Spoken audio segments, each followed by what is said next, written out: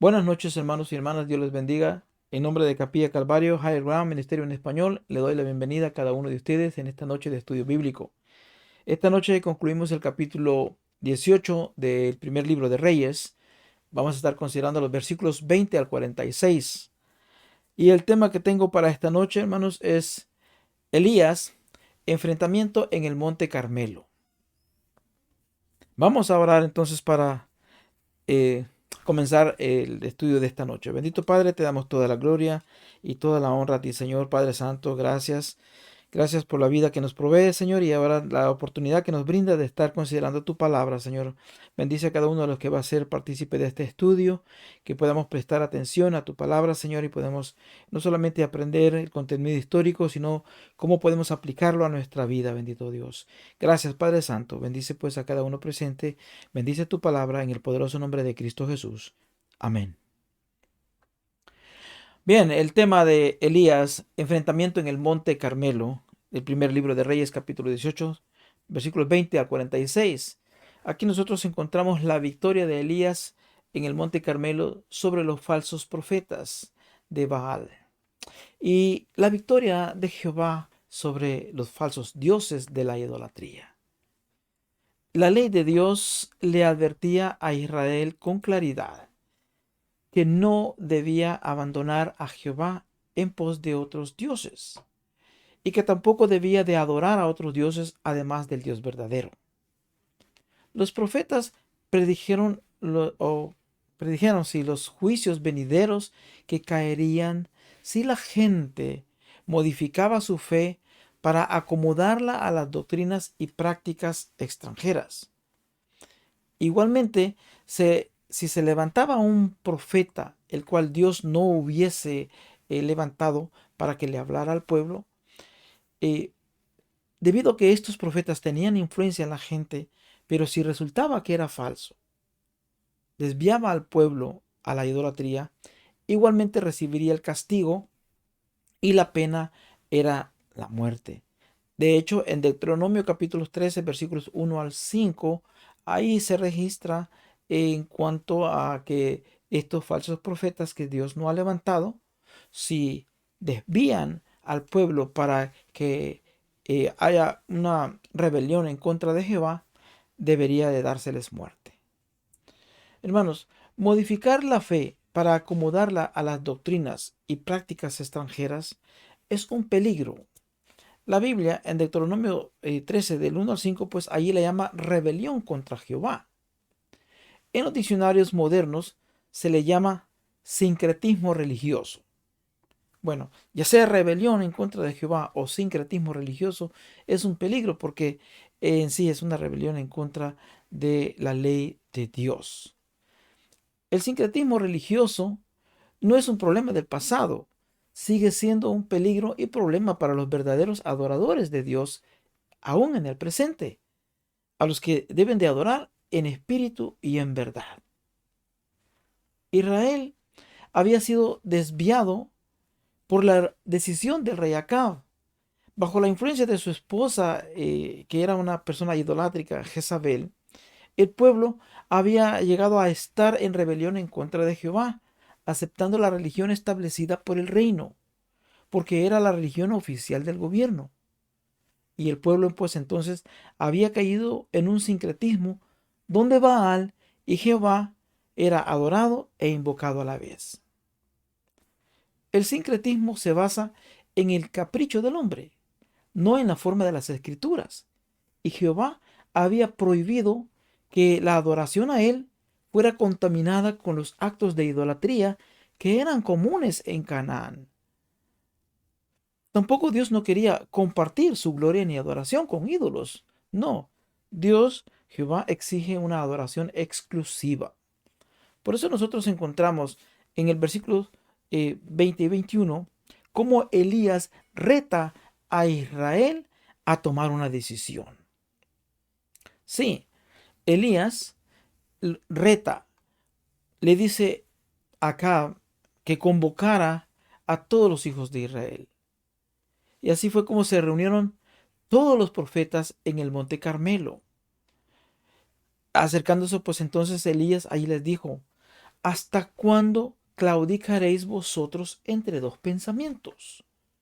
Si Jehová es Dios, seguidle, y si Baal, id en pos de él. Y el pueblo no respondió palabra. Aquí vemos nosotros como pues Acab, el rey, convocó a todos los hijos de Israel. Es difícil saber por qué en sí Acab estaba contribuyendo de alguna forma con Elías. Posiblemente estaba él tan enojado con Elías y esperaba que el pueblo también estuviese enojado con Elías, y ahí iba a ser la oportunidad de que el pueblo podía tomar control y finalmente deshacerse de Elías.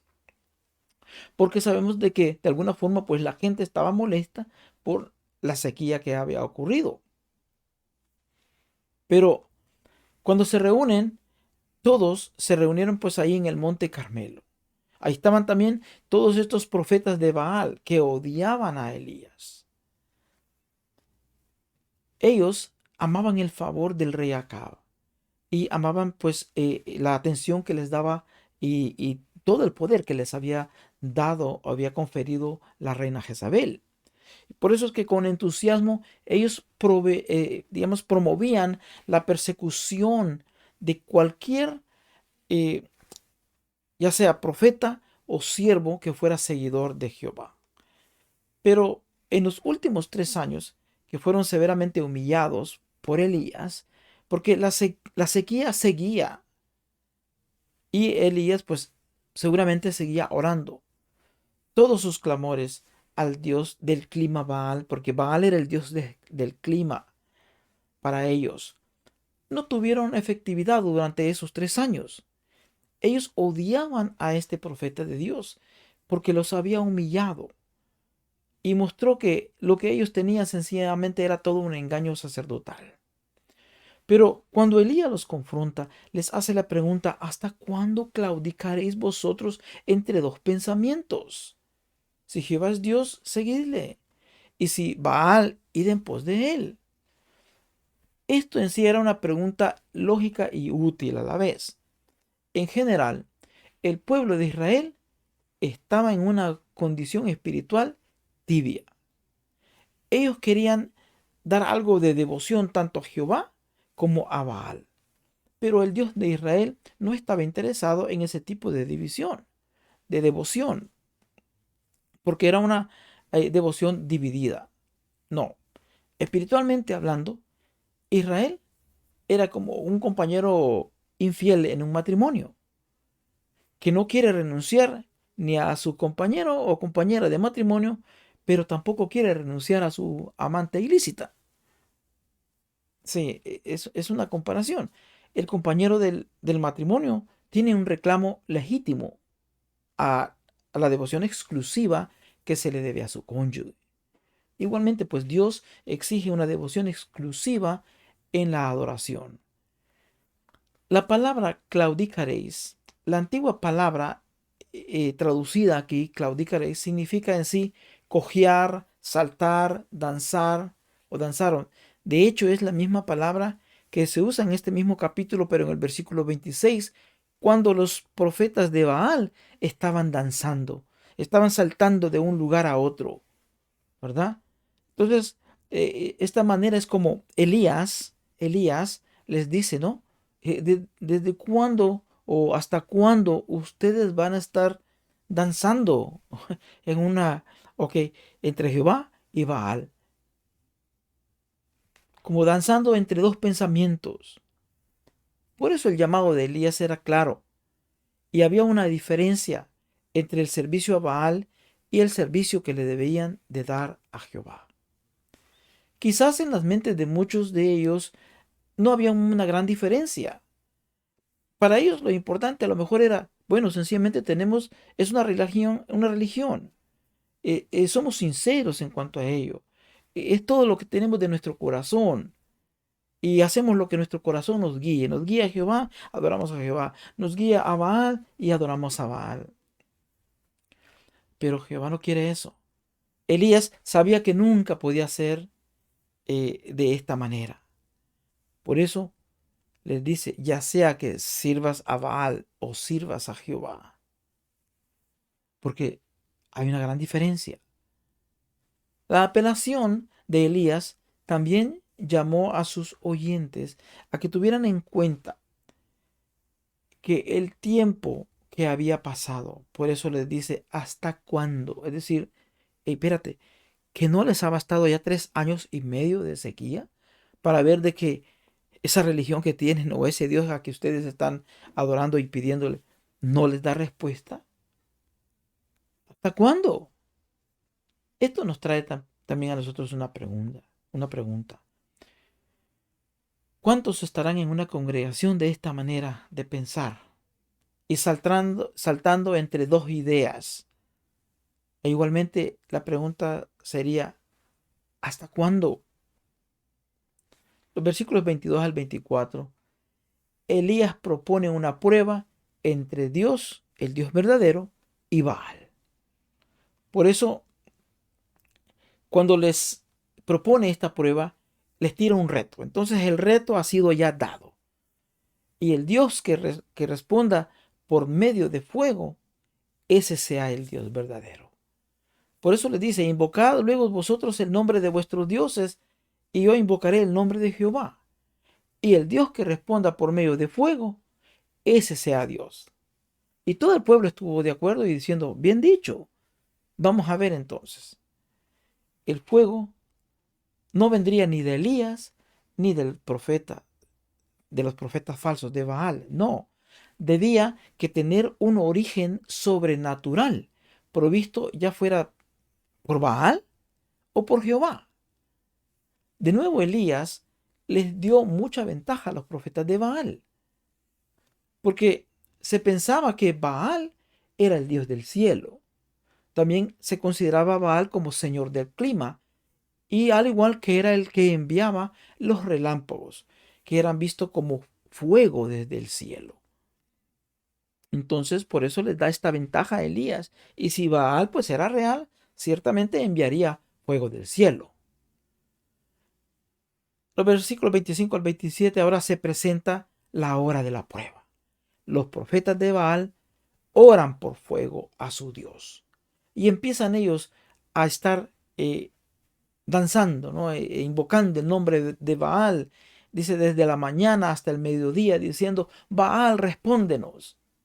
Pero no había voz, ni quien respondiera. Y entre tanto que ellos andaban saltando cerca del altar que ellos habían hecho, aconteció, dice que al mediodía Elías se burlaba de ellos, es decir, ya había pasado un buen tiempo, diciendo, gritad más en voz alta, porque Dios a lo mejor quizás está meditando, está durmiendo, está trabajando, o está en el camino, está haciendo algo. Pero estaban ellos invocando en vano, porque ellos decían, Baal, respóndenos. Los profetas de Baal tenían una vida consagrada a la oración, pero erróneamente estaban haciéndolo. Ellos tenían una gran pasión, pero estaban equivocados. Por eso, debido a que no oraban al Dios verdadero, sus oraciones no podían ser escuchadas, porque el único que escucha las oraciones es el Dios verdadero. Pero no había voz, dice ahí la palabra de Dios, que no había voz que respondiera. Ellos andaban saltando, saltando, pero estos profetas de Baal no, por mucha oración y energía que ellos tuvieran, no recibían respuesta. Su oración estaba llena de entusiasmo y actitud, pero no significó nada, porque no fue dirigida al Dios verdadero. Los versículos 28 al 29, nosotros encontramos cómo los profetas de Baal, al trabajar arduamente en sus oraciones, se cansaban, aunque daban grandes voces. Y es tan cansados que estaban que hasta dice que se sajaban con cuchillos, con lancetas. Era la costumbre de ellos hacerlo, pero hasta que chorreaba sangre de ellos. Los profetas de Baal fueron hasta el final tan sinceros, pero completamente consagrados a su religión, pero estaban tan comprometidos que hasta con su propia sangre estaban dispuestos a darlo. Ellos tenían celo, sí, pero un celo que no les traía ninguna ganancia. no hubo ninguna voz que les respondiera. Este es el triste resultado, hermanos, de adorar un ídolo, un Dios de nuestra propia invención o un Dios de nuestra propia fabricación de manos, un Dios de palo o un Dios de cera, un Dios de mármol o de madera o de lo que sea, de piedra, que tienen manos, orejas, pero no oyen, manos y no pueden ayudarte, ojos y no ven. Así es que no podían dedicar a ellos mucha sinceridad y tanto sacrificio que hacían porque sencillamente era un Dios falso. No había nadie quien respondiera. Pero ahora se presenta la hora de la verdad. Versículos 30 al 35. Elías entonces prepara un altar, su altar. Y dice que lo repara porque había de alguna forma un altar que había estado ahí anteriormente, pero que ya estaba arruinado. Ya estaba arruinado. Pero a la vez no solamente lo repara, sino que también, aparte de que pide de que se corte el buey en pedazos, pide que se le eche agua. Elías estaba consciente de que reparó esto porque pues estaba inservible. Ahí en alguna ocasión había sido un lugar de adoración a Dios. Pero, ¿qué más les pide?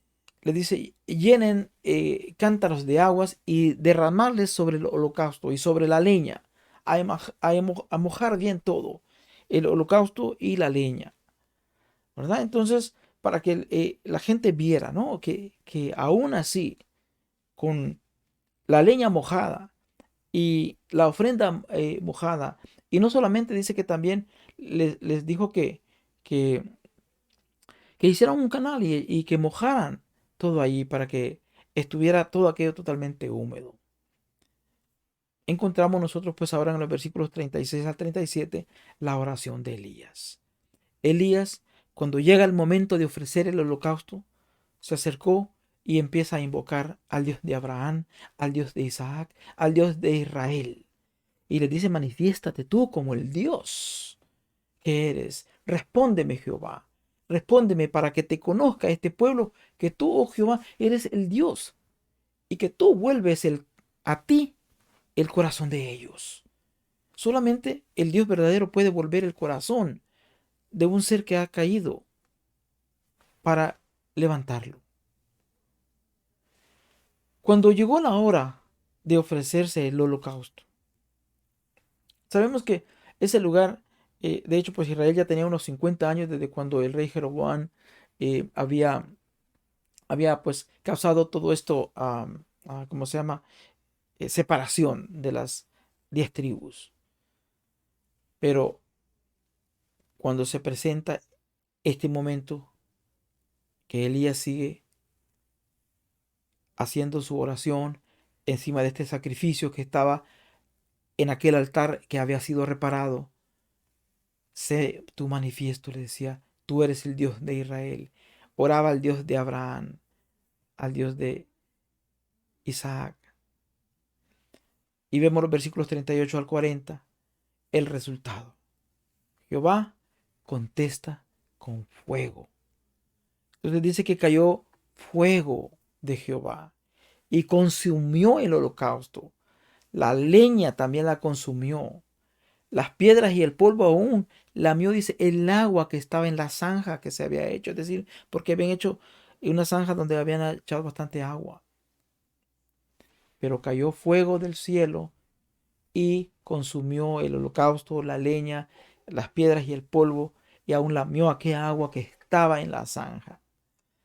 Así que vemos que pues cuando cayó esto, la gloria de Dios se vio allí. Dios fue glorificado en medio del pueblo.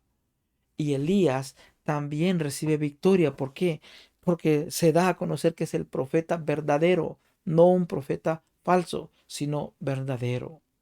Viéndolo, pues todo el pueblo se postraron y dijeron, Jehová es el Dios, Jehová es el Dios.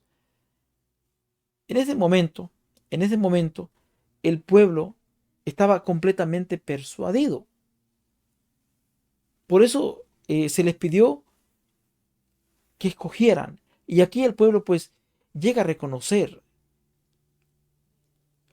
Y ya que ellos estaban de alguna forma pues persuadidos, Elías les dice, bueno, prended a los profetas de Baal para que no escape ninguno.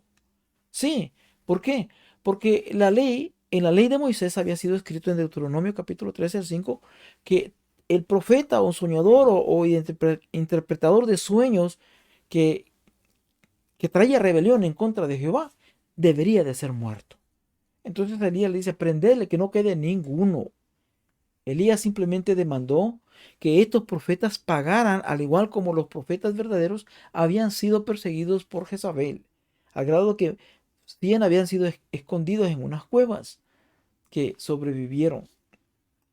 Pero en este caso vemos aquí cómo pues eh, se va a cumplir todo lo profetizado en Deuteronomio 13 de que aquel profeta falso que levante rebelión en contra de Jehová debe de morir. Vemos pues, por último, ¿verdad? Los versículos 41 al 44, después de haber pasado ya todo este evento donde el pueblo pues se había persuadido. Ahora Elías, sí, después de haber hecho este sacrificio, ahora viene el momento de que la oración para la lluvia, es decir, para que regrese la lluvia. Encontramos nosotros pues en el versículo 41 al 44 que Elías ora por lluvia. Por eso le dice a Acab, sube, sube, ven acá, ¿no? Mientras yo voy a estar orando, tú sube y come. Y para que esperes ver, para que fuera testigo de aquello que iba a acontecer. Por eso le dice al rey, ¿no? Sube ahora y mira hacia el mar. Y le dice también a su criado, mira ahora y sube y mira hacia el mar. Y dice que estuvo orando. Y le dice, no, no hay nada todavía, le decían, ¿verdad? Pero volvió a orar hasta 7 veces. Y la séptima vez le dijo, "Eh, yo veo una pequeña nube", dijo, ¿verdad? Como la palma de una mano allá por el mar. Le dijo el sirviente, ve y di a Acab, unce tu carro y desciende para que la lluvia no te ataje. Unce tu carro. En otras palabras, ponle los caballos, ¿sabes qué? Y ya abandona este lugar porque mira, va a llover tanto que ni tus carrozas van a poder pasar. Y estaban viendo solamente una nubecita, pequeña, dice, como la palma de una mano. La lluvia estaba en camino. Por eso es que Elías, ¿verdad? Le dice, no, unce tus carros y ya, vete. Ahí le muestra el poder de Dios.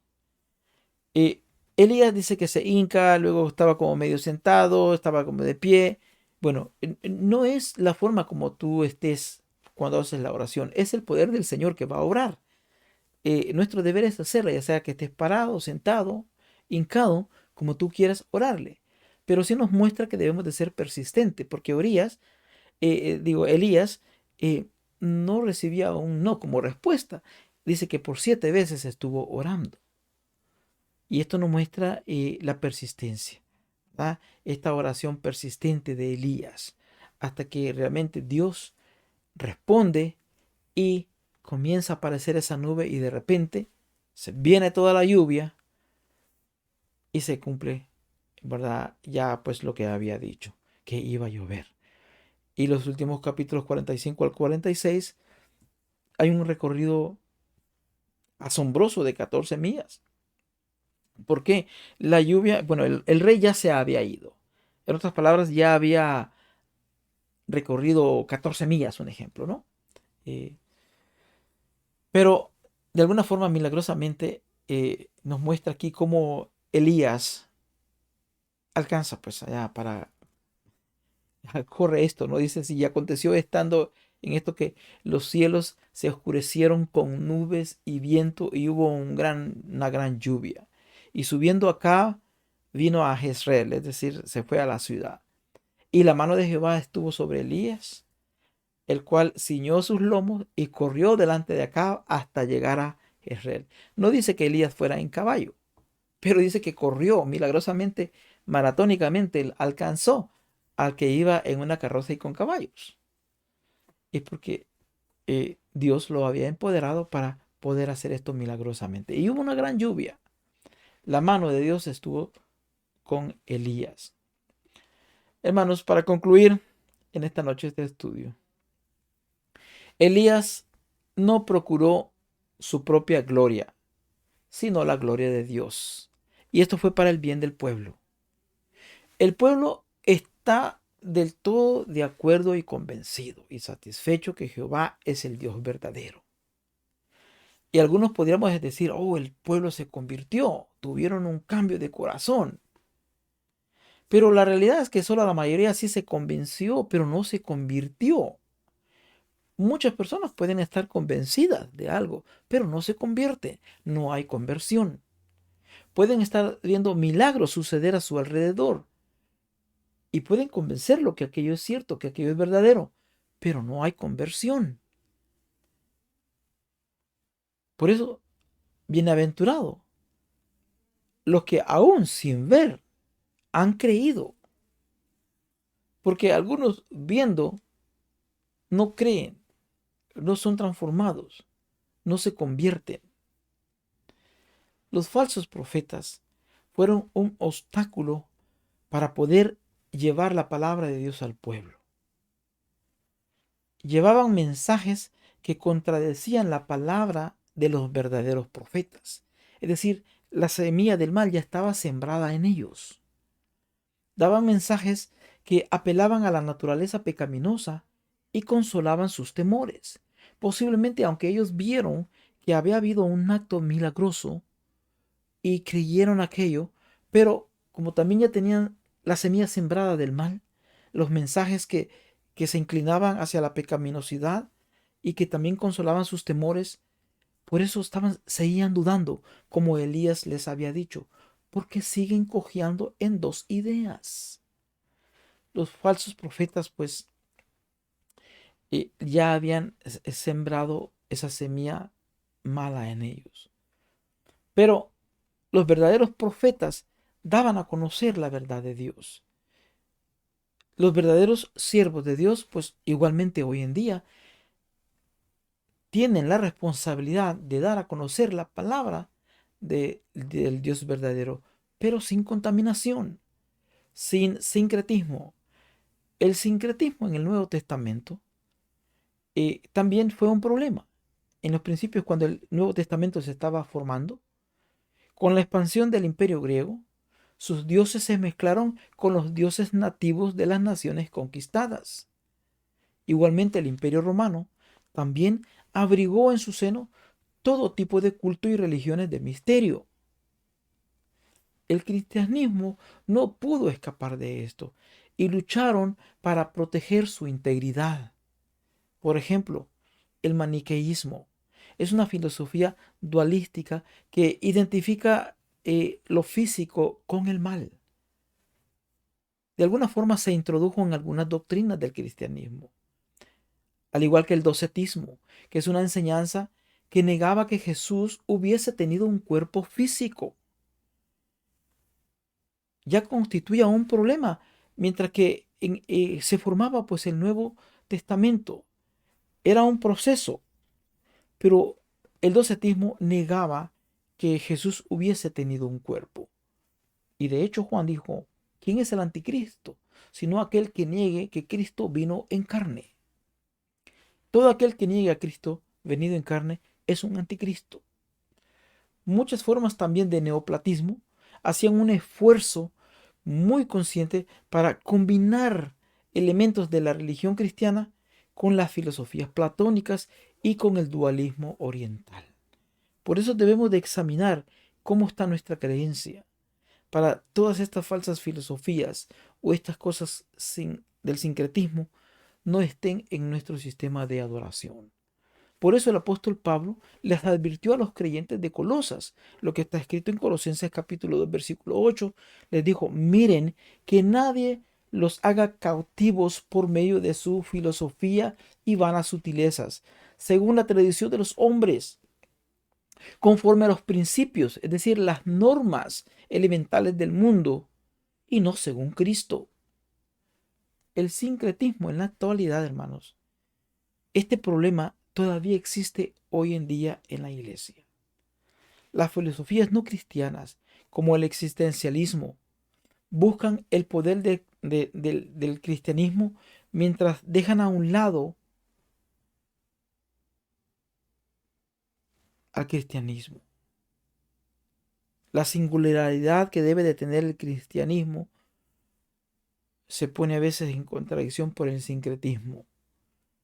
Así es que el sincretismo sigue siendo, hermanos, una herramienta poderosa que separa a Dios de su pueblo. Cada generación cristiana tiene que, o que ha existido a través de los tiempos, ha tenido que enfrentarse a esa tentación del sincretismo. Si nuestro deseo es estar al día o ser contemporáneamente aceptables en nuestras prácticas y creencias, caeremos en la tentación de ser conformados por los modelos de este mundo.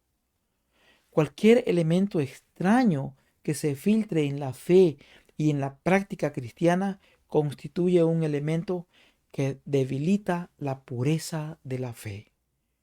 El cristianismo moderno está amenazado por los intentos de combinar el pensamiento cristiano con la religión pagana y la filosofía y pensamientos seculares. No debemos dejarnos guiar por nuestros sentidos naturales para juzgar lo que sucede a nuestro alrededor, porque de lo contrario podríamos ser engañados. Tenemos que dejar que sea el Espíritu Santo quien nos guíe. Y cierro con esto, hermanos. Juan 16:13 dice que cuando venga el Espíritu de verdad, Él los guiará a toda verdad. ¿Estás dispuesto tú a ser guiado por el Espíritu de la verdad? Si es así, hermanos, que la gracia del Señor Jesucristo, el amor de Dios y la comunión del Espíritu Santo sea con ustedes. Que Dios les bendiga, hermanos. Que Dios les bendiga grandemente. Pasen buenas noches.